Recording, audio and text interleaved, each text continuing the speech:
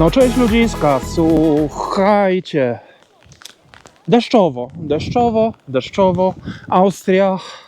Przyjechałam tu specjalnie, żeby zrobić, słuchajcie, kolejny punkt na trasie rzeczy, które musisz zobaczyć w Austrii.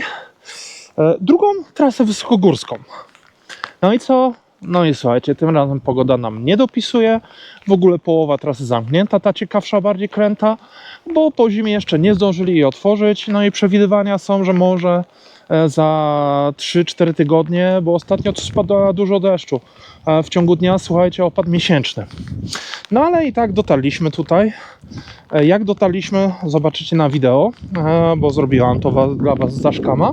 Ale zobaczcie, jeziorko z tamą, a jesteśmy na prawie 2000 metrów, słuchajcie. No, prawie 2000 metrów.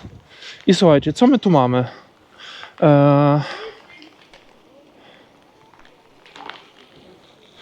No tak jak powiedziałam, 2030 metrów, słuchajcie. Pojemność zbiornika 407 metrów sześciennych.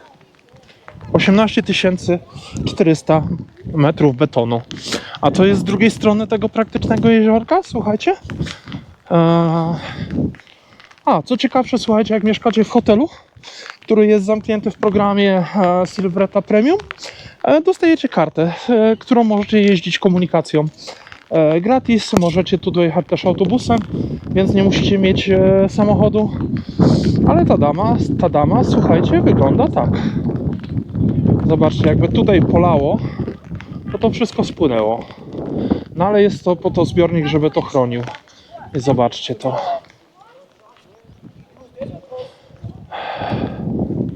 Tam stoi nasza kona, słuchajcie. Dokładnie. A zobaczcie to otoczenie.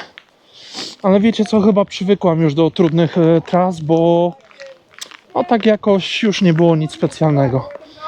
Już trasa wysokogórska kolejna to już jednak jest tak inaczej. Zobaczcie. Tak tu się wspinamy. I to jest panorama stąd. No, ale co miałam powiedzieć? No tu możecie sobie zjeść coś, jak najbardziej wypić. Jest restauracyjka. Co więcej?